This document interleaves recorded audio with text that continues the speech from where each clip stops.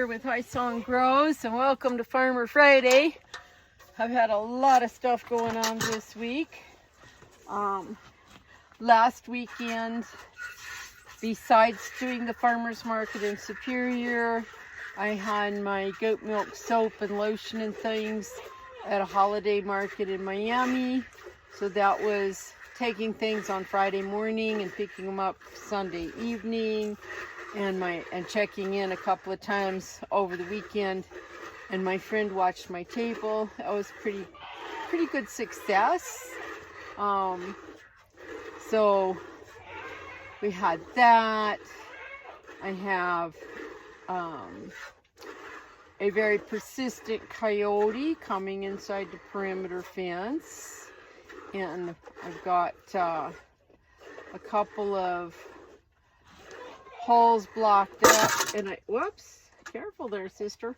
And I worked on the fence some more this morning, and got the last place I saw him go out, he came in yesterday evening and he was inside the fence again this morning, and I got that hole blocked up.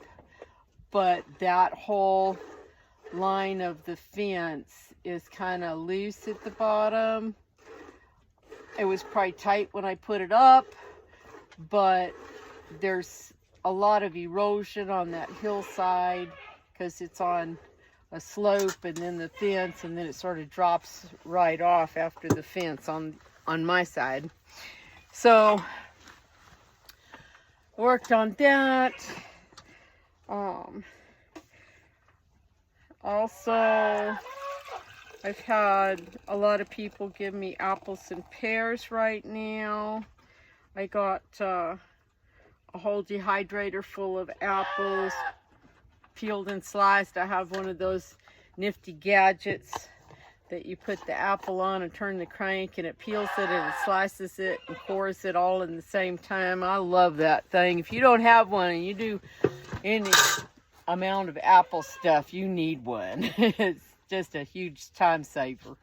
Occasionally you'll have a apple with a soft spot or a soft core that it doesn't work on, but most of them it works really nice. So I made a whole dehydrator load of apple chips, which filled a gallon Ziploc. And all I do, that little slicer slices them pretty thin, and all I do is I dunk them in a little citric acid in water, or you can use lemon or lime juice, anything that's acidic, to help keep them from turning real brown. And then I put them on I drain them and put them on a plate, and I sprinkle a little cinnamon over the top of them, and then put them on the dehydrator trays. And they're just a really nice little snack. So there's that. We got Miss Pinto Bean's feet trimmed the other day. Now I just need to get back and do the boys, and then we'll come back around and probably need to do Bambi and Esmeralda again. We're also at a point where we're doing copper boluses on, let's see, Bambi's had hers. I still need to do Pinto Bean. I need to do Storm. And I need to do let's see, Bashful had his, but I need to do Bentley and Jupiter. And they need their feet trimmed. So maybe I can get to that the first part of the week. In the meantime, I'm still working on fence, and I still have piles of apples and pears in the living room.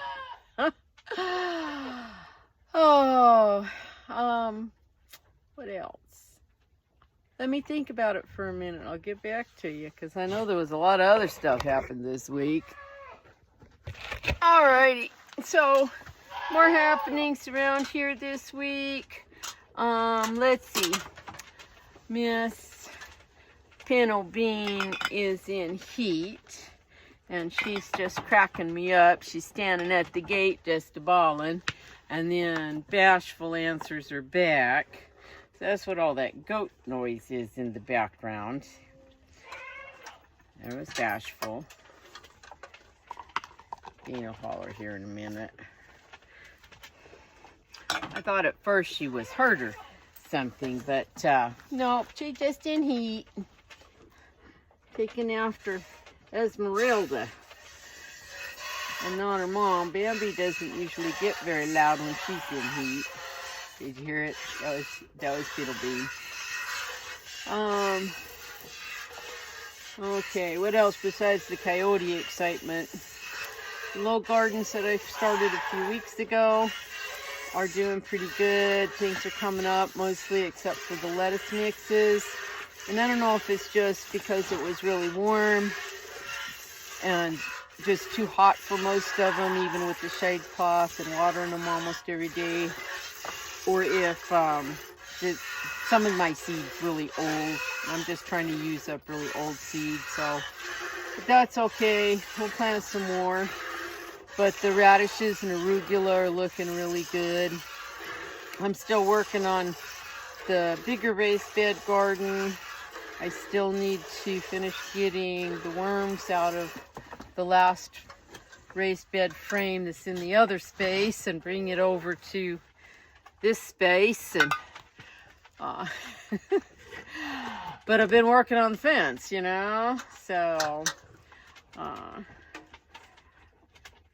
and next week's Thanksgiving, and I'll go and spend the afternoon at my son's house. And my daughter-in-law has a really big family, so everybody kind of does potluck. And then my other daughter that lives near them will be there. My other daughter, my oldest daughter, is out of state, so we won't see her for a while. What? You're standing on my shirt, sister. Yep, can you get your foot up off my shirt? Yeah, thank you. Hey, did you finish those pellets? Oh, there's a little grain left in there. Huh?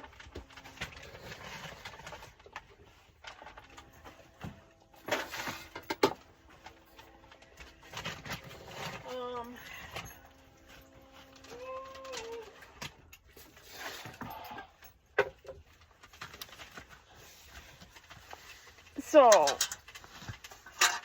some of the things I've been noticing as I'm working on the fence is I really need to get the brush cut back off the fence and around the fences so that I can see the coyotes when they're prowling around and kind of run them off. And also see, it'll be easier to see places where they're getting in. And it took me so long and so much work this morning just to get one section of fence taken care of. So I might just make that a whole separate video and not put you through all that. Had a fair amount of tomatoes this week. There's still a lot of green fruit. I was just looking at the 10-day forecast, and the coolest we're supposed to be is Tuesday, and we might be down to 39, which means here at my house we'll probably be like 36 in that neighborhood. So almost, but not quite freezing. So we might skate by with the tomatoes another couple of weeks. Get a few more ripe ones out of there. And then once I can tear them out, we're going to move that greenhouse frame. And I'm still debating if I want to plant in pots some more in there or if I want to just go right in the ground. Why are you such a fuss budget tonight, huh? Yes, there's a cat. The cat is not after your snacks. Yeah. The cat's not after your snacks. The cat is sitting over there on the igloo. and has Bambi all agitated. Yeah. Yep, the cat's just fine. She's not gonna eat your snacks. Come on, let's finish milking, honey. Now, let's get done. Now that it finally got cooled off enough I can work outside all day, it's dark at 5 o'clock, 5:30. So, that's kind of a bummer, especially when it doesn't get daylight until almost 6:30 in the morning.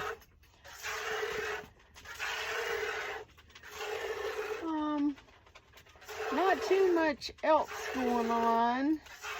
We will continue to thin out older chickens that aren't laying and haven't laid in a while, because I really need to get my feed bill down. And then that'll also give me space to think about hatching some more chicks, raising some more chicks next year, so that we have some younger layers that will be more productive, that will pay their way, because these old girls haven't paid their way in quite some time. So they're gonna go meet dumplings.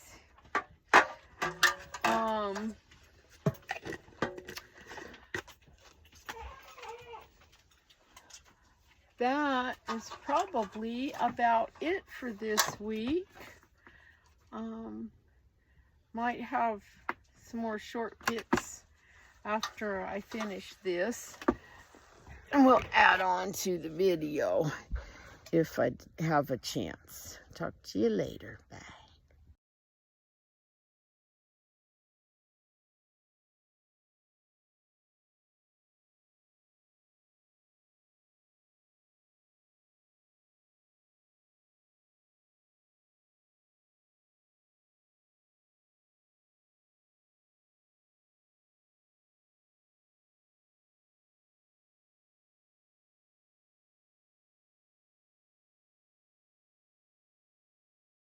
So we mixed up a batch of seed starting mix.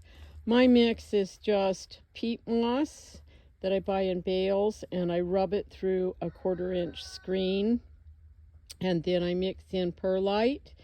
And then I am doing an experiment this year, is adding a little bit of gypsum to the mix, because a lot of plants need extra calcium, not just tomatoes, but your cabbage family, your broccoli, cauliflower, all those things need to have lots of calcium. And I've seen a little calcium deficiency in other plants, and you can usually tell it.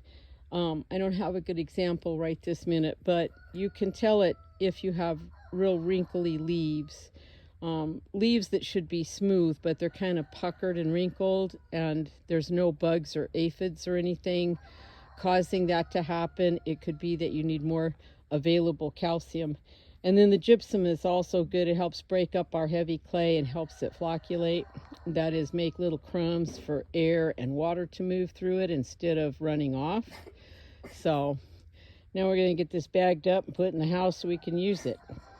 So one of the things I've been doing the last few weeks is I've been starting broccoli, cauliflower, cabbage in the house in my little soil blocks, and I had a couple of trays that were ready to transplant the other day, so I got that done, and they're in here in the greenhouse so that nothing can eat them, and hopefully we don't get too hot in here for them.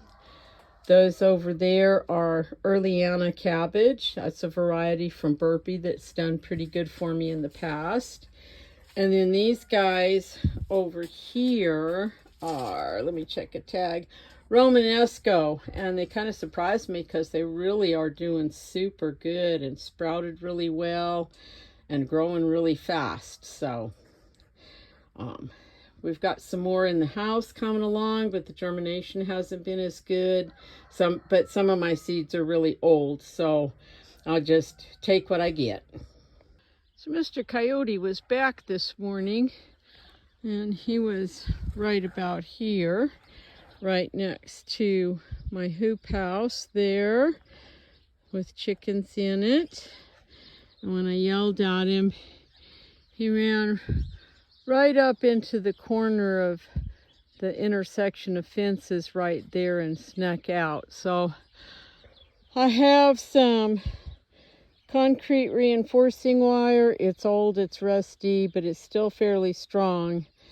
And I want to see if I can toss it over that fence up there because I think that might be easier than trying to drag it all the way around and up the hill through all that brush and stuff. And then the plan is to tie it up to the fence a couple of feet up and then bend it out and pile rocks and dirt on it so that it will make it really hard for them to dig under. Wish me luck.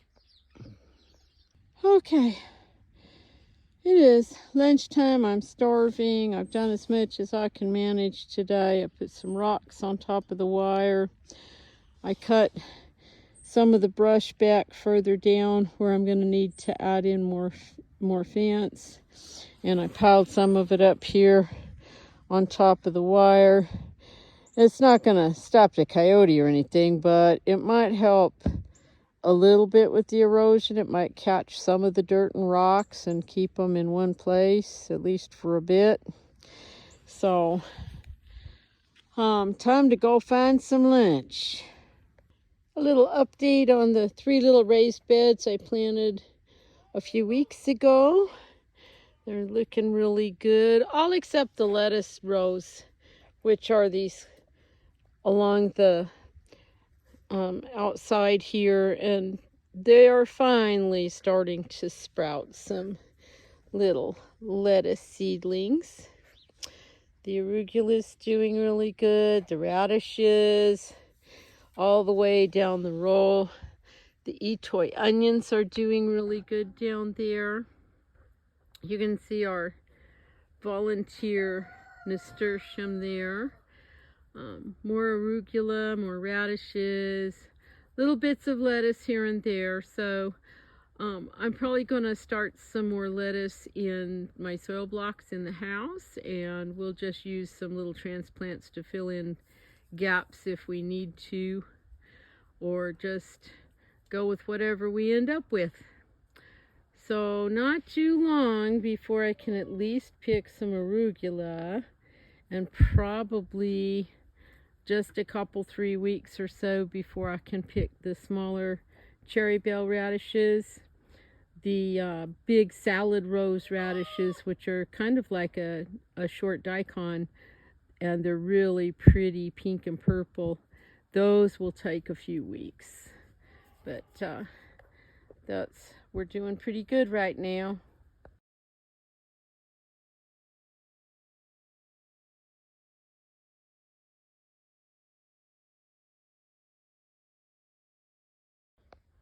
And there we have another massive squirrel den. So I need to get the trap set up over here and try and get that taken care of before I can plant this garden here in a month or so. Okay, this is kind of hilarious. That's Tink. She's just sitting there. And up there is Freya. Freya is nibbling some catnip. And our feral cat is snuck up on top of the compost pile and is watching Freya intensely. Like, what are you doing? You guys are hilarious. And Tink's just watching her. I don't know, y'all are funny.